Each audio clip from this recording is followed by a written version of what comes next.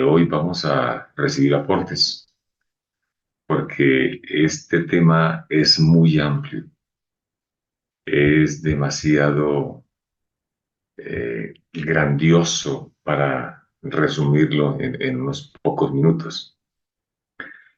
Es el día más especial que nosotros podemos encontrar en el estudio de la palabra del Señor.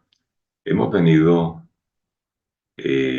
hablando de el santuario en relación a los muebles. Y hemos visto cómo en cada tramo del santuario, en cada obra y en cada mueble, había una representación de la vida y la obra de Cristo. Hasta el momento hemos analizado cómo el Señor, de forma didáctica, mostraba cada paso. Bueno, Jorge, tenga la onda, dice el micrófono.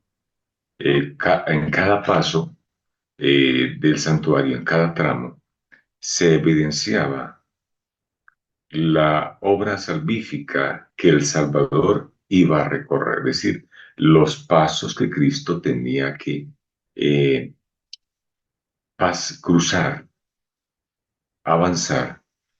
Y obviamente el creyente debe estar en pos también de Cristo, porque la palabra declara que estos son los que siguen al Cordero por donde quiera que va.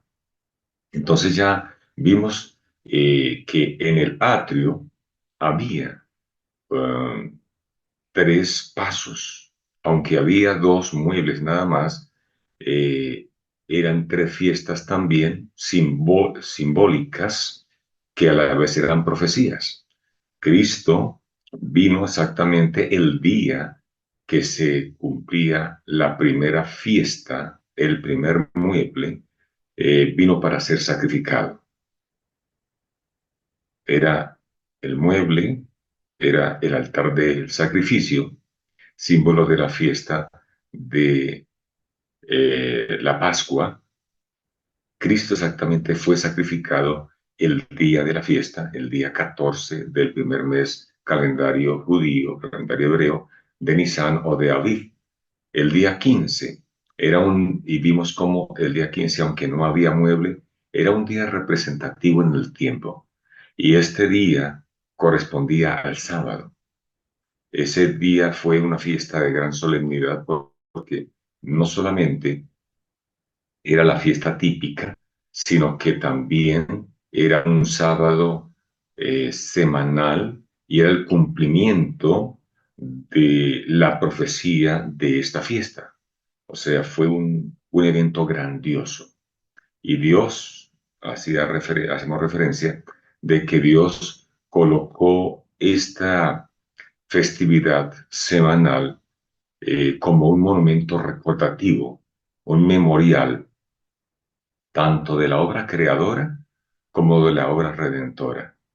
Y además, decíamos algo especial, en la eternidad será nuevamente colocado eh, el día sábado, cuando el Señor haga cielos nuevos y tierra nueva, será colocado el sábado como un memorial de no solamente de la creación, de la redención, sino un memorial que sea por la eternidad de la obra sustentadora eternamente de Dios. Es decir, el sábado tendrá la mayor preponderancia. Por esta razón, la fiesta de los panes sin levadura, símbolo de la vida sin pecado, tanto de Cristo como del creyente, por la eternidad será recordada a través del Santo Sábado. Es decir, esta fiesta no tenía un mueble específico ahí fijo, porque es algo intangible en el tiempo. Es contabilizable, mas no palpable. Y luego veíamos la siguiente festividad, el siguiente mueble, que también fue una profecía cumplida en Cristo Jesús, el lavacro, símbolo de la fiesta de las primicias, y cómo Cristo lo cumplió la misma fecha, el 16 de Aviv o de Nisan, cuando Cristo resucitó y declara la palabra del Señor, que Cristo fue hecho primicia de los que durmieron. Este mueble tuvo un cumplimiento profético perfecto el día en que Cristo resucitó de entre los muertos, y no solamente resucitó él. Veíamos que las gavillas eran mecidas delante de Jehová como un símbolo de gratitud por la provisión que él hacía, sino que también el sumo sacerdote entraba, perdón, el sacerdote entraba con un puñado de grano de la mejor calidad en su mano y era ofrecido ante Jehová. Este cumplimiento profético perfecto tuvo lugar cuando Cristo entró al verdadero templo del cielo, el santuario celestial, después de ascender al cielo y llevó, declara el apóstol Pablo por inspiración divina del Espíritu Santo, llevó un puñado de cautivos, un puñado de resucitados, las primicias dentro de la tierra, para que nosotros hoy tengamos la plena certidumbre de que esas primicias nos representan a nosotros en el santuario celestial cuando sea la gran cosecha final, cuando Cristo venga por segunda vez en poder y gloria y termine para siempre con el pecado. Luego vimos que seguía la fiesta de las semanas o el Pentecostés. Y vimos cómo el Señor dio cumplimiento profético perfecto a los 50 días de haber resucitado. En el cielo hubo una gran conmoción y desde el cielo fue derramado el Espíritu Santo a aquellos que en obediencia al mandato del Señor se habían reunido en el aposento alto, habían compungido sus almas, habían preparado sus corazones, se habían despojado de todo lo que les impedía eh, ser instrumentos santificados en las manos de Dios. Y este día, el 6 de Sivan, el Espíritu Santo fue derramado, no solamente en cumplimiento de la promesa hecha por Jesús, sino también como cumplimiento profético perfecto de esta festividad. Cuando Cristo ascendió al cielo, la obra que se hacía en la tierra, la obra que se realizaba en el atrio, quedó concluida y vimos cómo, o recordamos cómo el velo del templo se rasgó en dos. Y esto era una declaración del cielo de que la obra sacerdotal aquí en la tierra ya no iba más. Se concluyó, se acabó. Por consiguiente, todo sacerdote en la tierra es falso, porque el único sacerdote, lo declara Hebreos capítulo 8 y capítulo 9, el único verdadero sumo pontífice está en la majestad del cielo, está obrando en nuestro favor y está presentando la sangre de Cristo Jesús en propiciación por nuestros pecados. Vimos cómo también el siguiente mueble, que era la mesa de los panes, estaba hacia el norte, a la mano derecha entrando, en punto cardinal norte. Esta mesa era la mesa que representaba tanto el trono de Dios, al cual Cristo pasó después de haber derramado el Espíritu Santo. Cristo pasó y estuvo allí oficiando como nuestro intercesor ante el Padre durante 1813 años. Esta mesa representaba la quinta, quinta festividad que se llamaba las trompetas o en hebreo el Yom Teruah. Y cuando llegó el momento de pregonar las trompetas, ¿qué era lo que hacía la función de las trompetas? Las trompetas durante 10 años sonaban anunciando el juicio, anunciando que venía el Yom, perdón, durante 10 días sonaban la preparación durante ese tiempo, recorrían todo el país anunciando que venía el Yom Kippur, que era el juicio, el día de la reconciliación, el día de la expiación, el día de la purificación.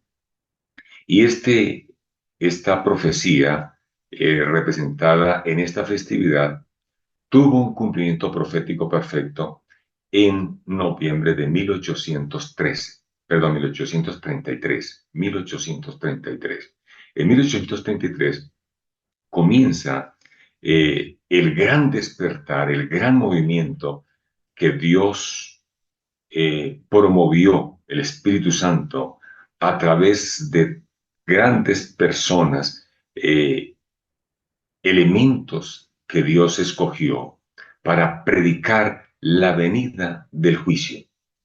Y veíamos como aquí en América, Guillermo Miller había predicado, había pregonado la hora del juicio, sus colaboradores por toda parte, por todo el país, predicaban que la hora del juicio había venido, pero también Edward Irwin en Inglaterra y en gran parte de Europa había predicado en la hora del juicio está llegando, la hora del juicio comienza, Cristo viene por segunda vez.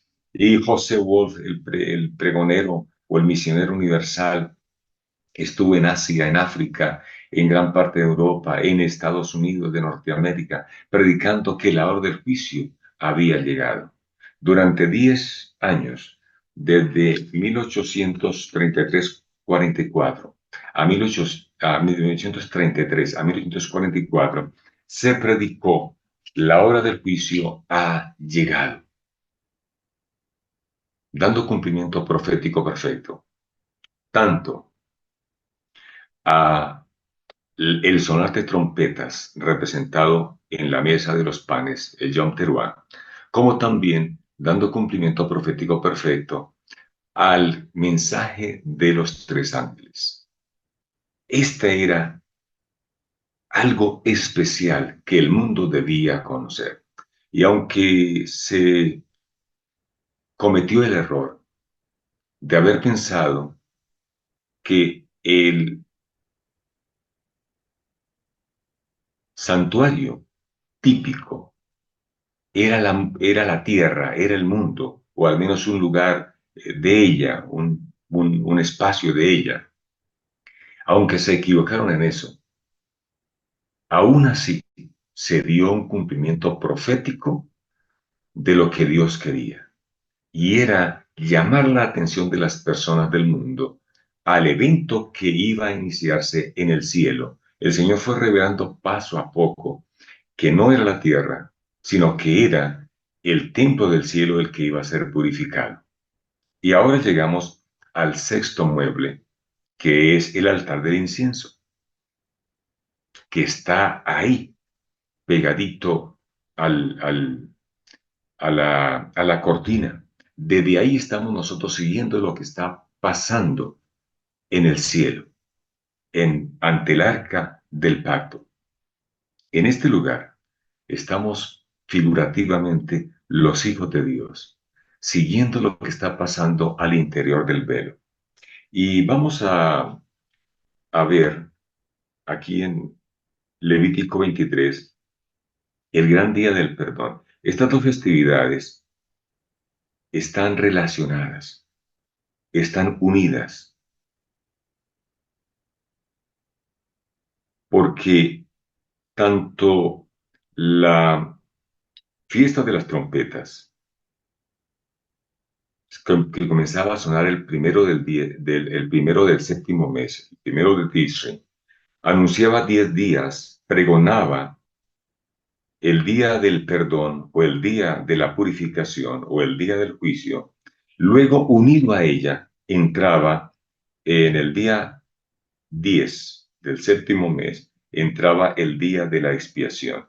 Y dice la palabra del Señor en Levítico 23:7, dice, el décimo día, este séptimo mes, será el día de la expiación. Tendréis santa asamblea. Ayunaréis y ofreceréis al Señor ofrenda abrasada en fuego.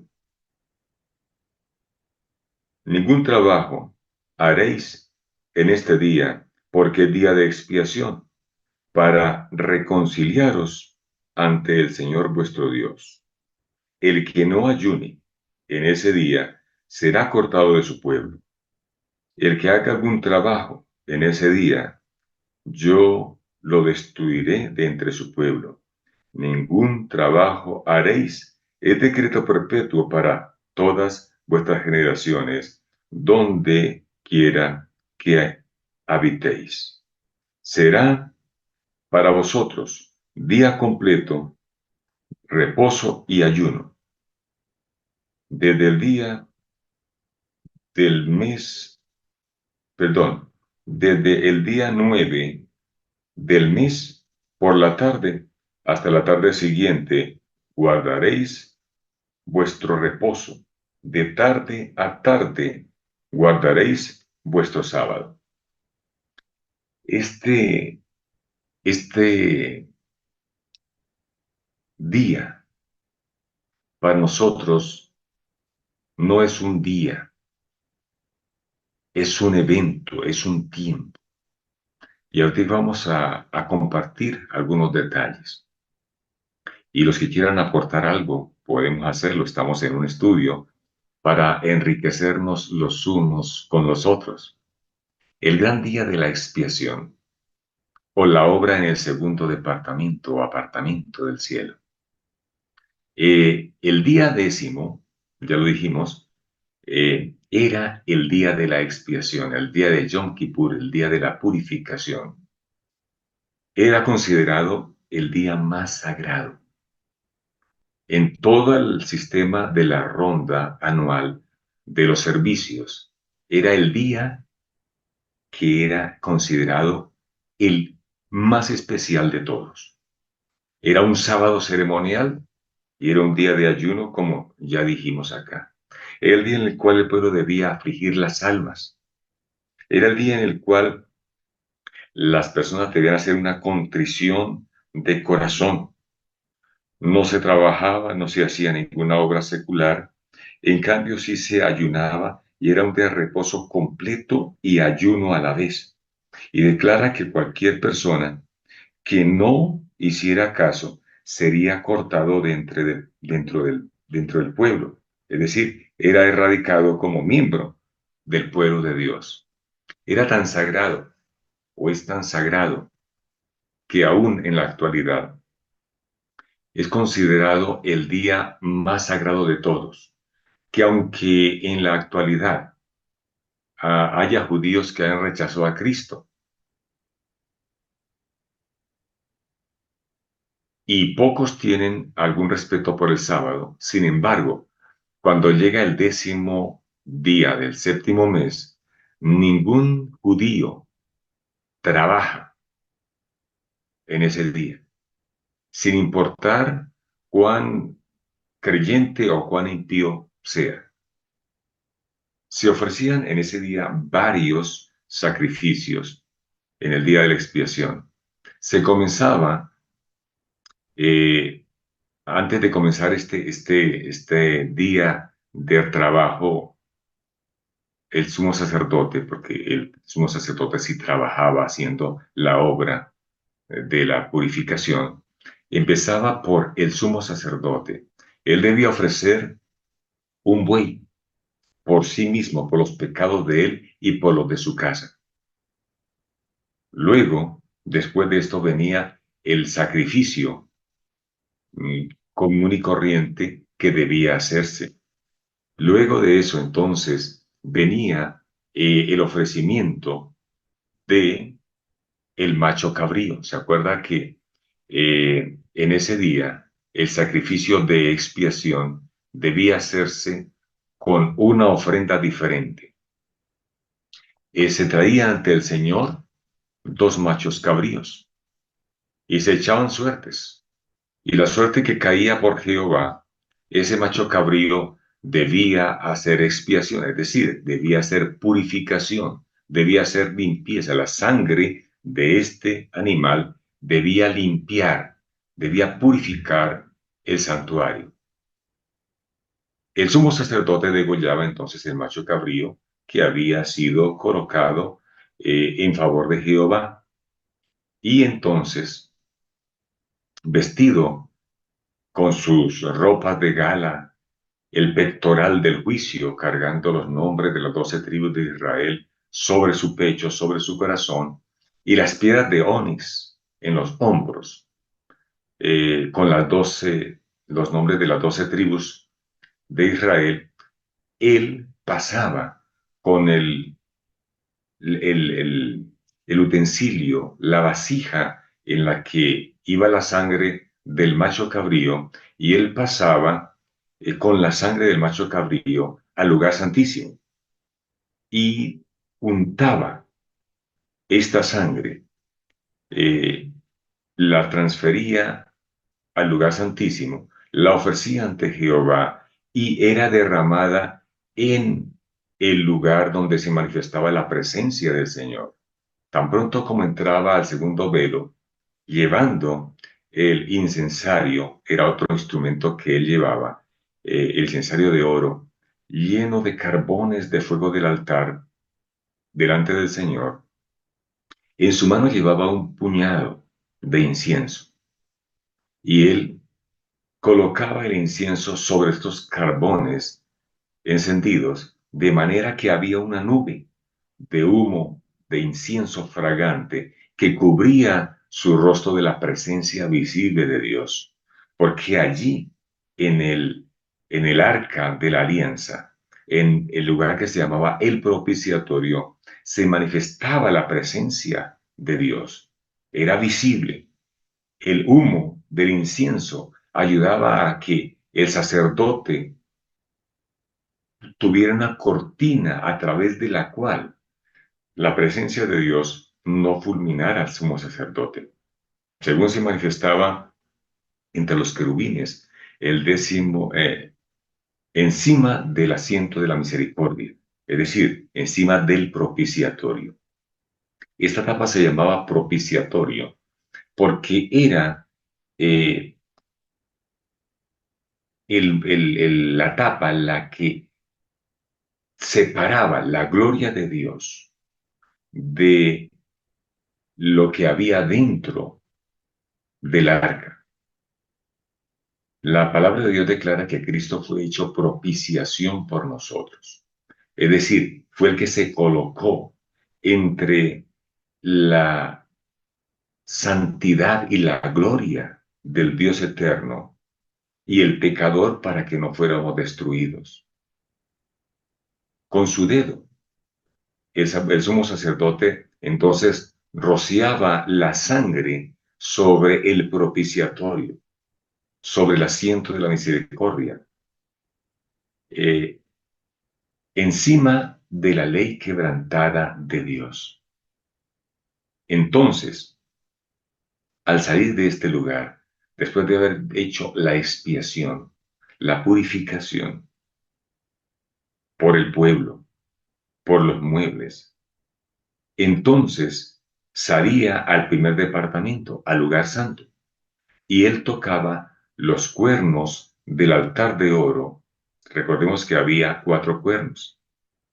Todos los días, cuando el sacerdote entraba con la sangre del cordero, de la ofrenda por el pecado, él entraba y untaba los cuernos de ese altar con la sangre. La demás sangre era asperjada hacia la cortina. Otra parte era regada en el altar del sacrificio. Al tocar esos cuernos, el sacerdote secular todos los días era un símbolo del registro de los pecados que se lleva en los libros del cielo.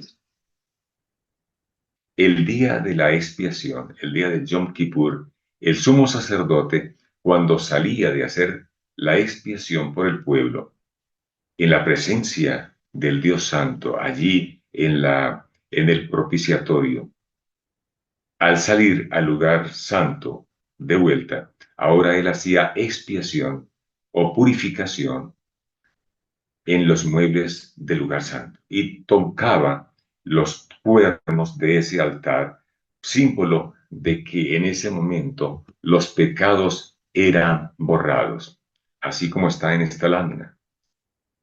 En el lugar donde estaba la presencia de Jehová, en medio de los querubines, en el propiciatorio, era regada sangre para demostrar o mostrar que un día el sumo sacerdote, Cristo Jesús, el verdadero sumo sacerdote, ofrecería su sangre expiatoria, purificación, limpieza, se iba a hacer eternamente y para siempre por los pecados de aquellos que hubieran entrado en pacto con Jehová. Y es lo que empezó a hacerse el 22 de octubre de 1844 en el santuario celestial. Cuando él hubiere acabado la expiación, de expiar el santuario, el tabernáculo de reunión y el altar al salir al atrio, el sumo sacerdote ahora cargaba sobre sí los pecados de los hijos de Israel que habían sido confesados y transferidos al santuario. Entonces, el sumo sacerdote entraba al lugar santísimo, ofrecía la sangre del chivo expiatorio a representación de la sangre de Cristo. Él hacía expiación ante el altar, hacía expiación primero en el lugar santísimo, sacaba los pecados que habían sido confesados, simbólicamente él los sacaba, los cargaba, y ahora, al salir del santuario, entonces él, cargando los pecados del pueblo, transfería simbólicamente en el animal que había sido escogido por Azazel o por Satanás. Este representaba a Satanás. Por eso, este chivo no moría, no era ofrecido, porque Satanás no va a morir por ninguno. Él no va a morir en favor de ninguno. Él va a morir por su pecado y por haber hecho pecar a los demás. Por eso los pecados que habían sido confesados, los pecados que habían sido entregados a Jehová en el santuario, ahora eran sacados de este lugar y el sumo sacerdote le colocaba las manos en la cabeza del chivo expiatorio por Satanás. Perdón, del chivo por Satanás. Este era transferido sus pecados, le eran cargados y de esta manera era sacado el pecado del pueblo y colocado y cargado sobre quien debía llevarlo. Una persona especial llevaba a este chivo y lo llevaba a un lugar desierto. Allá en el desierto lo dejaba. ¿Y en qué momento se cumplirá esta figura, este tipo? El antitipo lo encontramos entonces en Apocalipsis 20.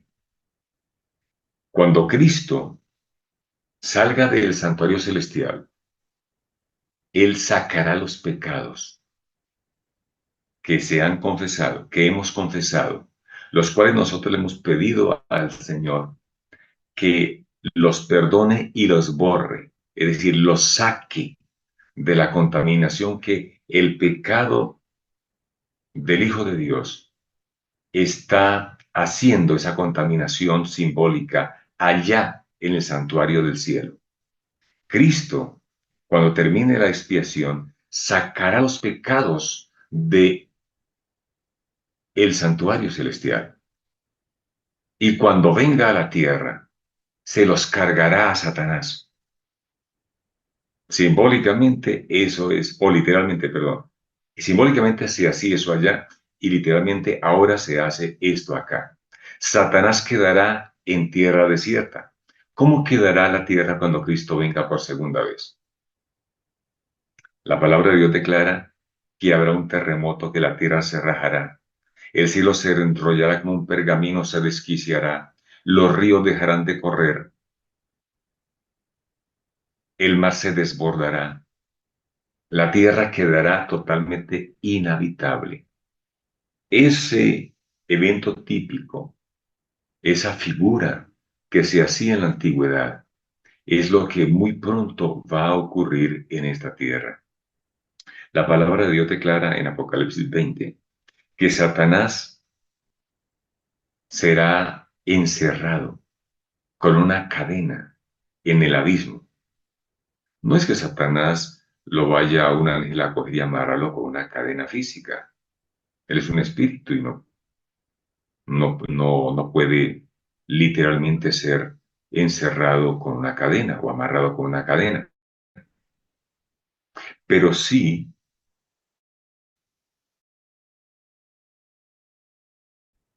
la tierra volverá a... Uno declara que el espíritu de Dios se movía sobre la faz del abismo. La tierra es el abismo, la tierra inhabitable, la tierra en la cual no hay forma de vida. Así quedará nuevamente este planeta Tierra cuando Cristo venga, cuando el cielo se desborde para venir a rescatar a su pueblo, a sus hijos, a aquellos que estemos fieles en medio de la angustia cual jamás hubo sobre la tierra, como declara Daniel capítulo 12. Entonces la tierra quedará inhabitable, así como en la figura este macho cabrío era llevado a tierra inhabitable. Satanás cargará con los pecados de los hijos de Dios que han sido confesados y de los que aquellos que él hizo pecar también. Los pecados que el pueblo de Dios confiese, los llevemos al lugar santísimo. La sangre de Cristo hará expiación por nosotros. Serán borrados nuestros pecados por la sangre preciosa de Cristo. Pero hay alguien que tiene que pagar por la culpabilidad del pecado. Y ese es Azazel, Satanás. En el rito del macho cabrío, en el rito del macho cabrío, el pecado recaía sobre él y luego se lo alejaba del pueblo para siempre. Cuando el servicio de propiciación haya terminado en el santuario celestial, en presencia de Dios y de los santos ángeles y de la hueste de los redimidos, los pecados del pueblo de Dios serán puestos sobre Satanás. Se le declarará culpable de todo el mal que les ha hecho cometer. Lo declara la inspiración divina en Conflicto de los Siglos, página 716.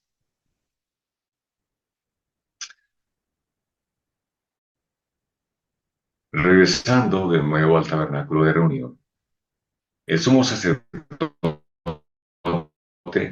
se quitaba sus vestiduras regias. En Levítico 16:23 lo dice. Entonces, entrando de nuevo al...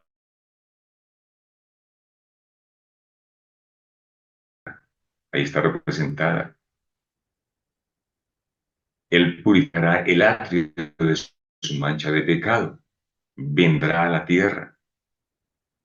Los cuerpos de los animales cuya sangre había tomado dentro del atrio eran sacados fuera del departamento y quemada. Estos eran quemados.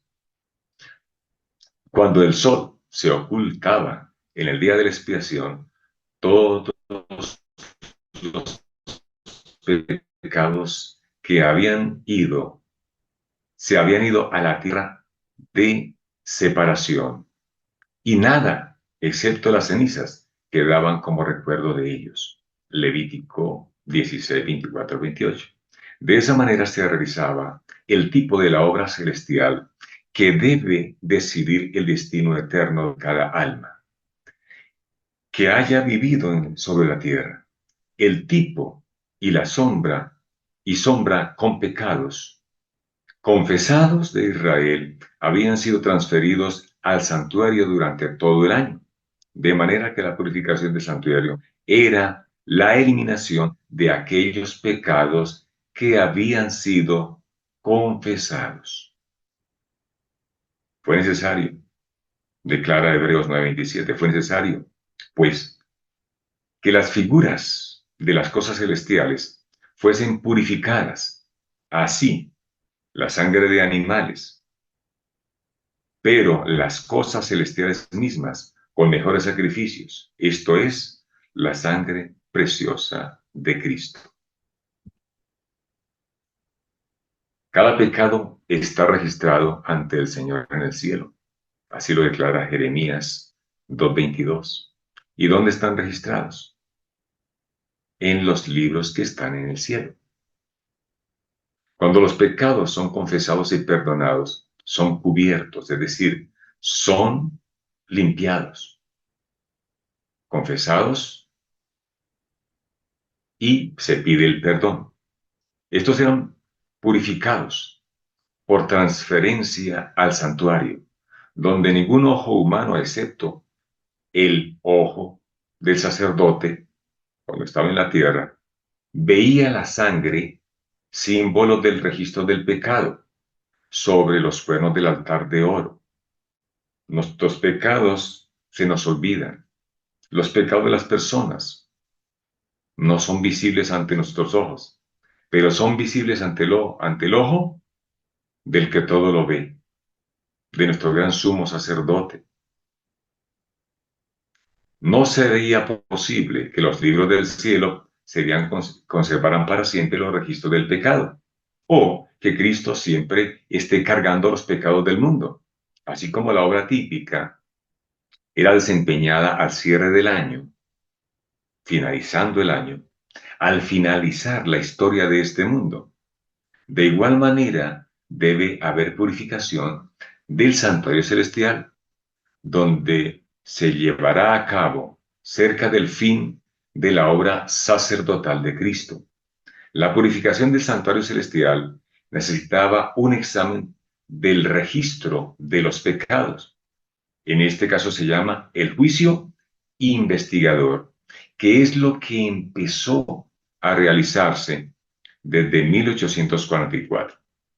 El santuario terrenal era purificado en el 10º día del 7º mes cada año, y el santuario celestial será purificado una sola vez y para siempre. Aquellos que digan, no, es que el Señor va a dar 1000 años, lo que se está predicando en muchas congregaciones. El Señor va a dar, después de que pase el tiempo de gracia, el Señor va a dar 1000 años para que la gente que no quiso hacer pacto se vuelva buena. Están más que equivocados. Porque el Señor murió y ofreció su vida una sola vez y para siempre.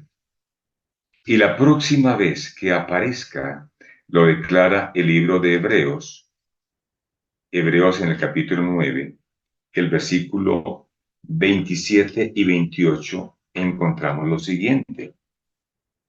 Así como Cristo, así como está ordenado que los hombres mueran una sola vez y después enfrenten el juicio, así también Cristo fue ofrecido una sola vez para quitar los pecados de muchos, es decir, de todos el mundo que quiera hacer pacto con el Señor. Y la segunda vez, sin relación con el pecado, aparecerá para salvar a los que lo esperan. El santuario celestial está en juicio, está en purificación. No habrá una segunda oportunidad. Cristo no fue ofrecido, no murió 2 veces. ¿Por qué se hacía una sola vez al año en el sistema típico? Porque significa que una sola vez y para siempre habrá juicio. No habrá dos oportunidades, como muchos están predicando. Esta obra se inició en 1844, al fin del periodo profético de los 2300 días. Y ahí nosotros podemos eh, esparcirnos, ahondarnos en la explicación de este periodo profético. Porque la única iglesia que está predicando que estamos en el juicio es la iglesia adventista. ¿Por qué? Porque Dios levantó a la iglesia adventista, el remanente que salió de la iglesia de Filadelfia. Es lo que se formó la iglesia última de las 7 iglesias, la iglesia de la Odisea. Y ya lo hemos dicho algunas veces atrás, que la Odisea significa el pueblo del juicio, el pueblo que vive en el juicio, el pueblo que predica el juicio, el pueblo que enseña al mundo que estamos en el juicio. Porque Satanás va a hacer hasta lo imposible para que los eventos que se están sucediendo o se manden para el pasado o se manden para un futuro. Y entonces, el evento que está sucediendo, que es el gran día de la expiación, el gran día de la purificación, el Yom Kippur celestial, el verdadero Yom Kippur, que se está realizando y que está a punto de terminar, entonces la persona que no entiende, que no acepta, que no cree o que no sabe del juicio, pues no se está preparando, no está llevando sus pecados a que Cristo, el gran sumo pontífice, los presente ante el Padre para que sean perdonados y sean borrados.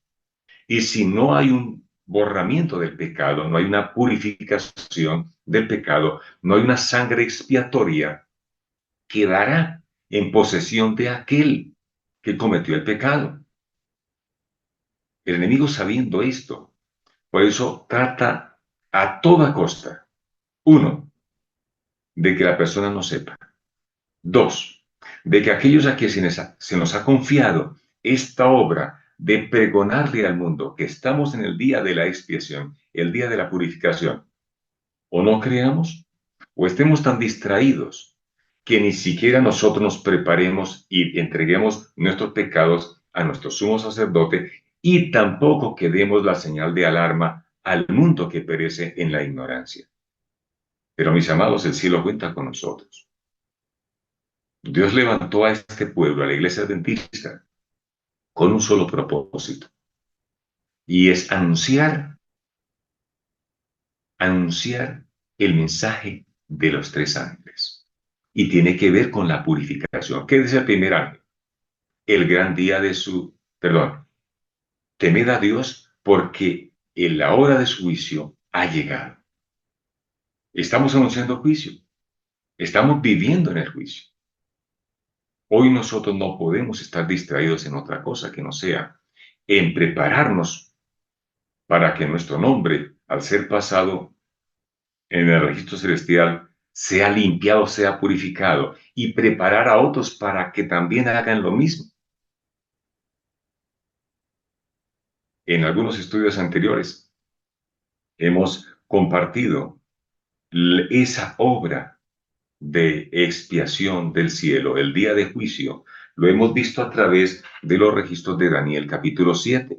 Allí en capítulo 7 de Daniel, el Señor en el paso a paso muestra la obra del juicio.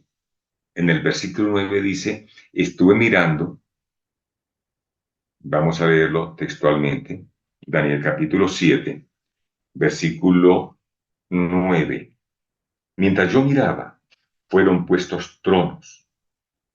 Es bien interesante esta obra de juicio, porque el trono de Dios no es estacionario, no es estático.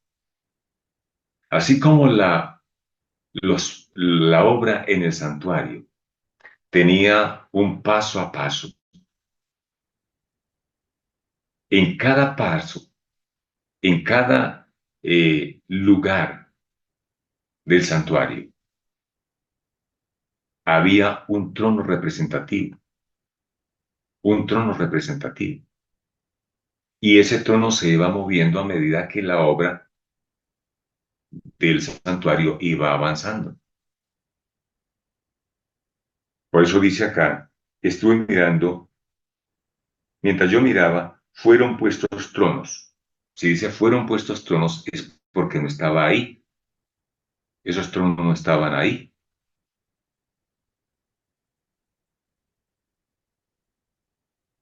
Y un anciano de muchos días se sentó.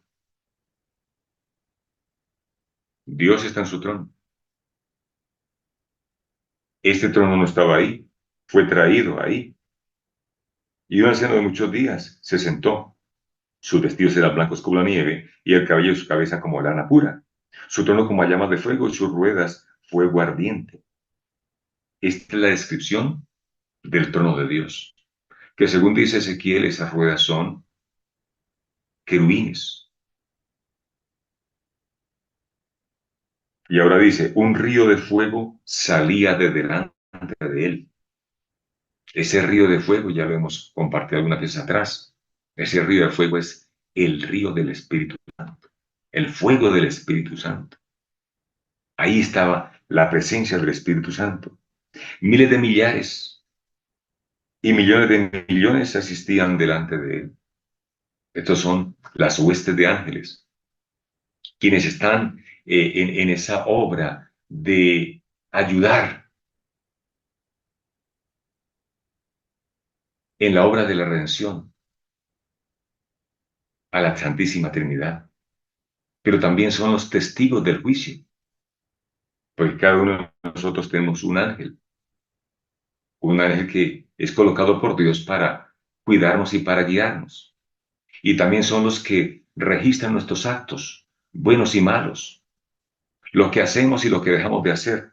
Y allí en el juicio están entonces los testigos.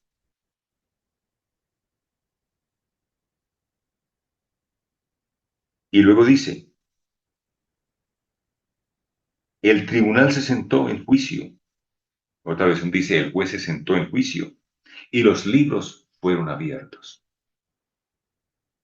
Y luego en el versículo 13 dice Juan, y yo miraba, y en las nubes del cielo venía uno como un hijo de hombre.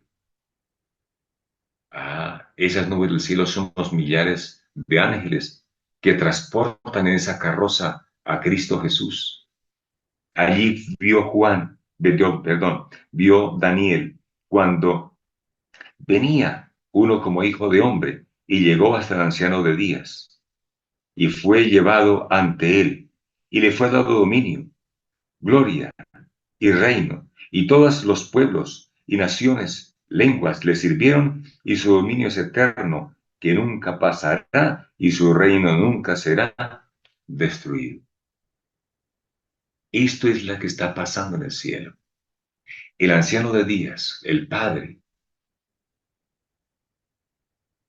pasó del trono del norte, del lugar santo, pasó al lugar santísimo. Lo hemos estudiado en algunas ocasiones anteriores. En la segunda visión que tuvo la señora White, allí dice que ella vio cuando el Padre pasó al interior del velo. Y luego ve cuando el Hijo lleva a un pequeño grupo que estaba con sus ojos fijos en la obra que él estaba realizando, los lleva a un tramo, los conduce a un tramo y los deja ahí y le dice, voy ante el Padre, guarden sus ropas y cuando yo vuelva de la boda, entonces yo los tomaré. La promesa de San Juan 14, 1 al 3, ¿cierto? Y entonces dice que el Hijo del Hombre fue llevado ante el anciano de días. Y hemos visto, por estudio de la palabra del Señor, que el 10 del séptimo mes era la hora en que se empezaba el juicio. Aquí en Daniel 7, el Padre entra primero y abre los libros para empezar el juicio. Y volvemos a repetirlo, por amor a aquellos que de pronto no lo han escuchado y para también recordar a aquellos que lo hemos estudiado. Ese día de Tishri, del séptimo mes, para 1844, se cumplió en su forma antitípica, o sea, el cumplimiento profético perfecto, el 23 de septiembre. El 23 de septiembre corresponde el 10 del séptimo mes calendario judío. Es decir, el Padre entró al juicio el 23 de septiembre. Y luego, un tiempo luego, entra el Hijo. La Iglesia Adventista hemos sostenido que por inspiración del Espíritu Santo y en cumplimiento profético perfecto, el Padre entra primero y el Hijo entra después. El Hijo entra, según el calendario judío, él entra 29 días después, es decir, entra el 22 de octubre. En calendario hebreo, el Padre entra el 10 de Tishri y el Hijo entra el 9 de Heshvan. Entra 29 días después. Y desde entonces, en la hora del juicio, que es el tiempo en el cual el Señor está haciendo la purificación, el borramiento, la limpieza de los pecados de aquellos que confesemos ante el Señor nuestros pecados, ya llevamos cerca de, ahorita el 22 de octubre se completan 180 años de juicio, de misericordia. Es por esto que nosotros debemos estar metidos dentro de esta obra de expiación. La palabra expiación significa una mente. ¿Por qué? Porque cuando Cristo pronuncia el decreto de que se termina el juicio y que cada destino de cada alma ha sido determinado eternamente, Él y sus súbditos, todos los que hayamos hecho pacto con Jehová, en su reino estaremos unidos en una sola mente, en un solo pensamiento. El pecado nunca más volverá a separar a Cristo de su pueblo. Por eso allí en Apocalipsis 14, Apocalipsis 14, 1, en adelante hasta el 3 y 4, habla de que los 144,000 estaban de pie junto al Cordero. De forma simbólica, estamos en este momento. Juan ve en su visión al pueblo de Dios, a los hijos de Dios, que en este momento estamos siguiendo al Cordero donde está, en el lugar santísimo del santuario celestial, haciendo expiación, haciendo el verdadero Yom Kippur. Estamos en el cumplimiento profético perfecto de la expiación, de la purificación. Nos ve allí, acompañando a nuestro Cordero Cristo Jesús. Y como en días anteriores hablábamos, ¿por qué se ve todavía como Cordero? Ah, porque todavía hay gracia. Cuando Cristo salga, hará lo que hacía el sumo sacerdote, el sumo pontífice terrenal. Se quitará sus vestidos de gala, sus vestidos de sumo pontífice, y se vestirá con los vestidos de Rey de Reyes y Señor de Señores. Cristo anhela que nosotros tengamos la mente de Él. Por eso Juan dice, y vi a los 144,000 con el nombre del Padre y con el nombre de el Cordero en su frente. Es decir, tendremos que llegar a ese punto especial de tener la mente unida con la de Cristo, tener la mente de Cristo.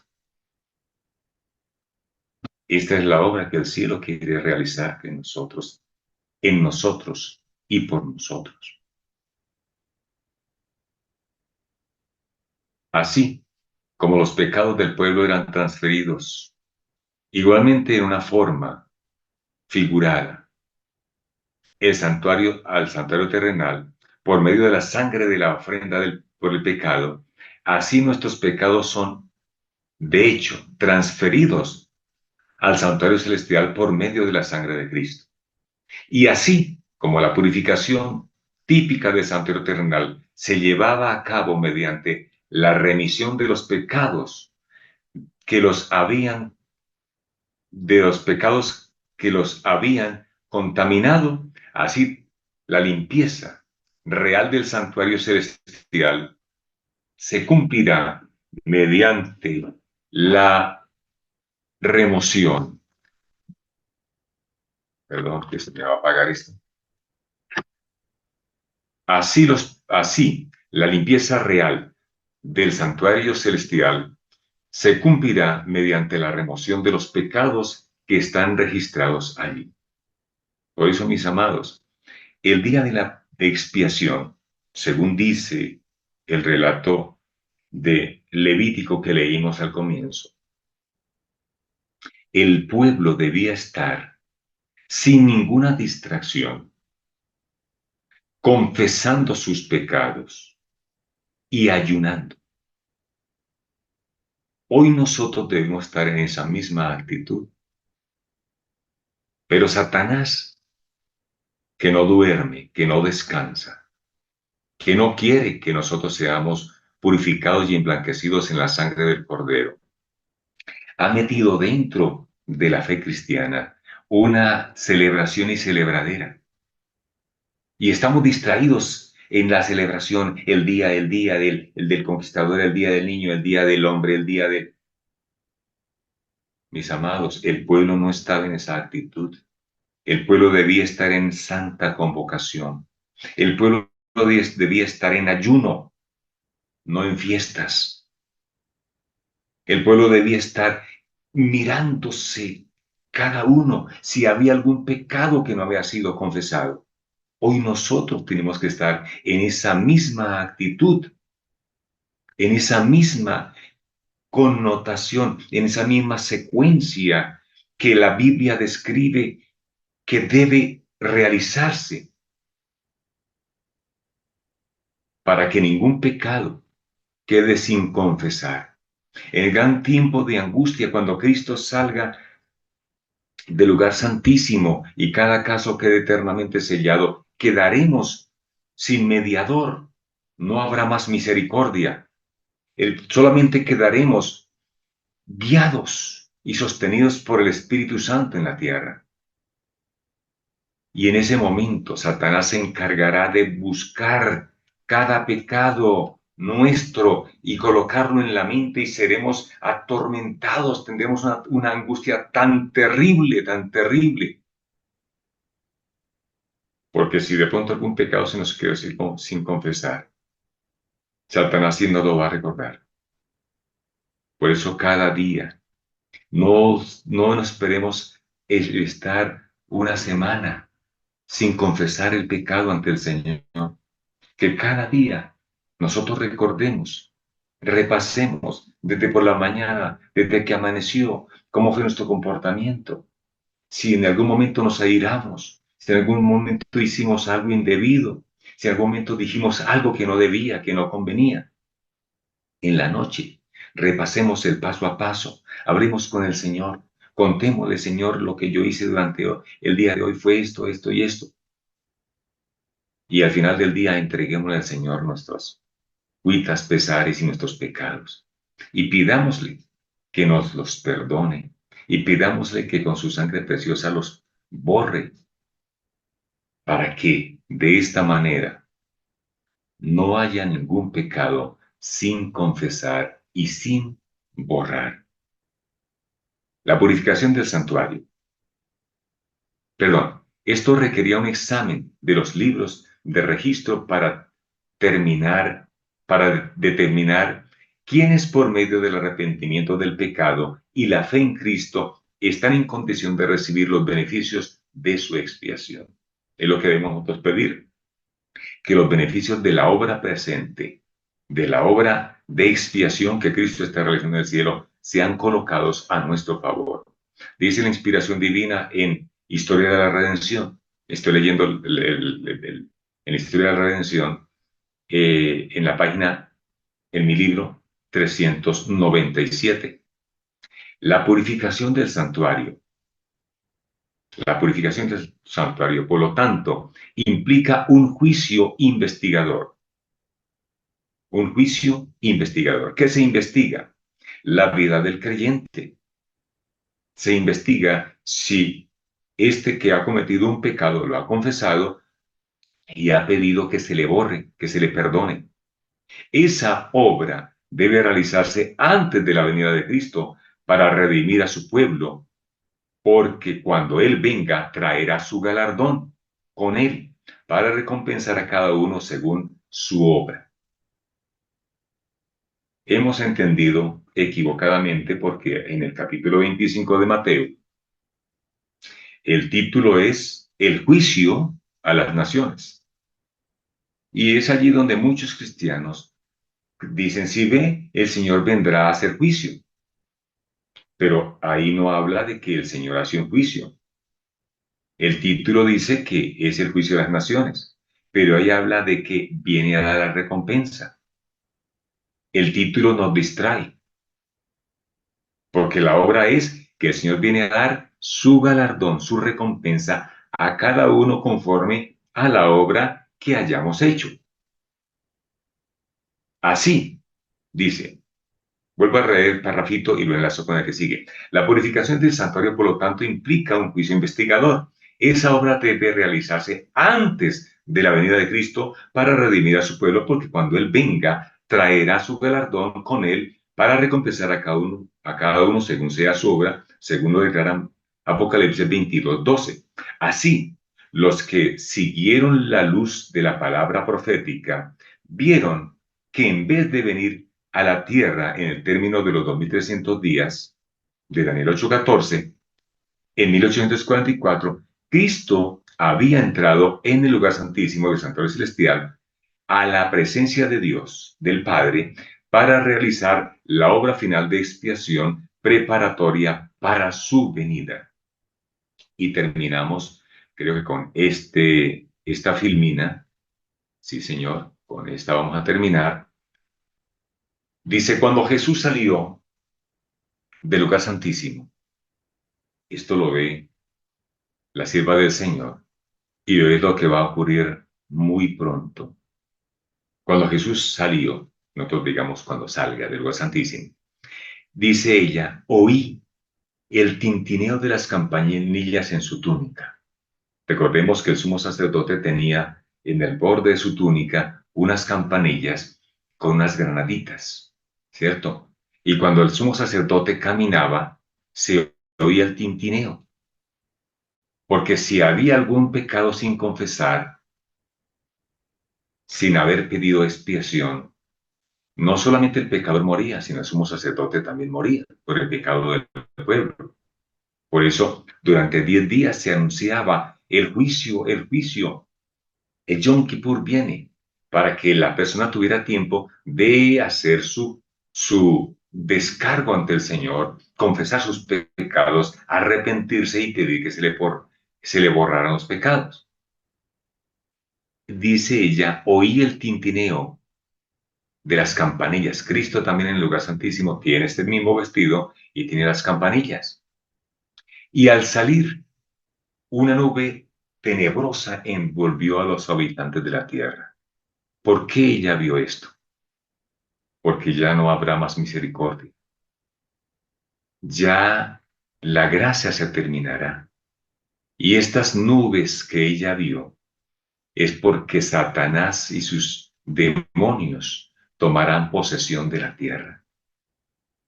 Dice, ya no había mediador entre el hombre culpable y un Dios ofendido. Ya no había mediación. Ya no habrá mediación muy pronto. Mientras Jesús se interpuso entre Dios y el pecador, La gente tenía un freno. Eso que la gente llama conciencia es el freno que Dios coloca. Pero cuando dejó de interponerse entre el hombre y el Padre, el freno desapareció.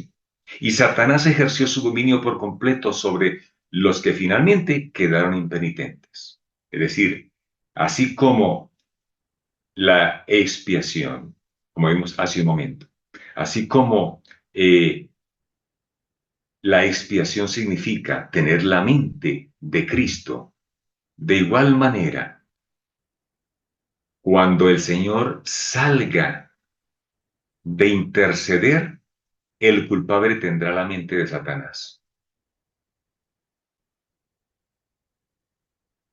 Es decir, los seres humanos quedarán convertidos en demonios completos.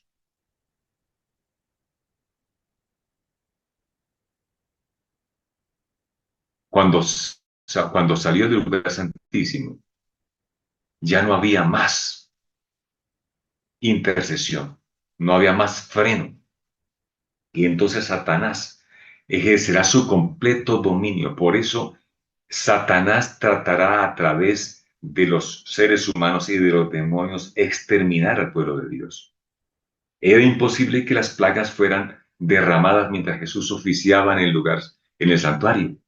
Pero cuando terminó su obra allí y cesó su intercesión, nada detuvo ya la ira de Dios, que descendió furiosamente sobre las desamparadas cabezas de los culpables pecadores, que descuidaron la salvación y aborrecieron la reprensión divina a través de sus hijos en la tierra. En ese terrible momento, después que terminó la mediación de Jesús, los santos tuvieron que vivir sin intercesor, en presencia del Dios Santo. Cada caso estaba decidido y cada joya numerada, es decir, ninguno faltará. Jesús se detuvo un momento en la parte exterior del santuario celestial y los pecados que habían sido confesados mientras estaba en el lugar santísimo fueron depositados sobre Satanás, originador del pecado, que debe sufrir el castigo. Lo mismo que se hacía en la tierra, que era figura, que era un tipo, una representación de lo que un día ocurriría. Cristo lo está realizando paso a paso. Y este gran momento está a punto de llegar, cuando el gran culpable tenga que recibir el justo castigo, la justa recompensa por su obra maléfica, por su obra maligna, por su obra de engaño, y sea destruido eternamente y para siempre, así como dice Apocalipsis capítulo 20, que será derramado fuego del cielo y consumirá. Allí se ha lanzado el gran dragón, se ha lanzado la bestia y se ha lanzado el falso profeta. Y entonces, como dice la inspiración divina, el pecado será erradicado y no quedará ni raíz ni rama. Termino con esta última. Entonces vi que Jesús se despojaba de sus vestiduras sacerdotales y se revestía de las más regias galas. Llevaba sobre su cabeza muchas coronas, una corona dentro de otra. Rodeado de la hueste angélica, dejó el cielo. Las plagas estaban cayendo sobre los moradores de la tierra. Algunos acusaban a Dios y lo maldecían, otros acudían presurosos al pueblo de Dios para suplicarle que les enseñara cómo escapar de los juicios divinos. Pero los santos no tenían nada más que decirles. La última lágrima había sido derramada en favor de los pecadores. Había sido ofrecida la última angustiosa oración. Se había soportado la última carga y se había dado el postrer aviso. La dulce voz de la misericordia ya no había de invitarlos más. Cuando los santos y el cielo entero se interesaban por su salvación, ellos no se habían interesado en sí mismos. La vida y la muerte estuvieron frente a ellos. Muchos deseaban la vida, pero no se esforzaron por obtenerla. No escogiera la vida y ya, no escogieron la vida y ya no había sangre expiatoria para purificar a los culpables, ni Salvador compasivo que abogara por ellos y exclamase: dale al pecador un tiempo todavía. Todo el cielo se unió a Jesús cuando oyó estas palabras: hecho está, consumado es. El plan de salvación se había cumplido, pero pocos habían querido aceptar. En comparación a los que se pierden, son muy pocos los que aceptaremos por la gracia del Señor la salvación. Y cuando cuando se silenció la dulce voz de la misericordia, el miedo y el horror invadieron a los malvados. Con terrible claridad oyeron estas palabras: demasiado tarde, demasiado tarde. Mis amados hermanos, todavía hay misericordia. Que seamos de aquellos que Juan vio allí de pie acompañando al Cordero. Y que no seamos de aquellos que se ha declarado demasiado tarde, demasiado tarde. Hoy las puertas del cielo están abiertas para ti y para mí. Hoy hay oportunidad de prepararnos y de llevar a otros a los pies de Cristo para que hagan pacto eterno. Y entonces todas las glorias que el cielo tiene preparadas sean para nosotros. Y moraremos entonces ante la presencia del Dios eterno para no separarnos jamás. Nuestro hogar está muy cerca. La obra está por terminar. Cada joya estará numerada. Que tú y yo seamos esas joyas que brillen en la corona por la eternidad en la corona de Cristo. Oramos. Señor amado, gracias por la obra expiatoria que tú estás realizando. Hoy nos colocamos como tus hijos, como tu pueblo ante tu presencia, para pedir que tu sangre expiatoria purifique y limpie nuestras vidas. Señor, somos pecadores, somos indignos, pero solamente tu obra nos hará dignos de participar de la eternidad contigo.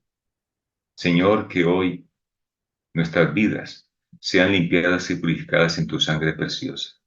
Lo anhelamos, lo suplicamos y lo agradecemos en el eterno nombre de tu Hijo amado, nuestro Salvador Cristo Jesús. Amén.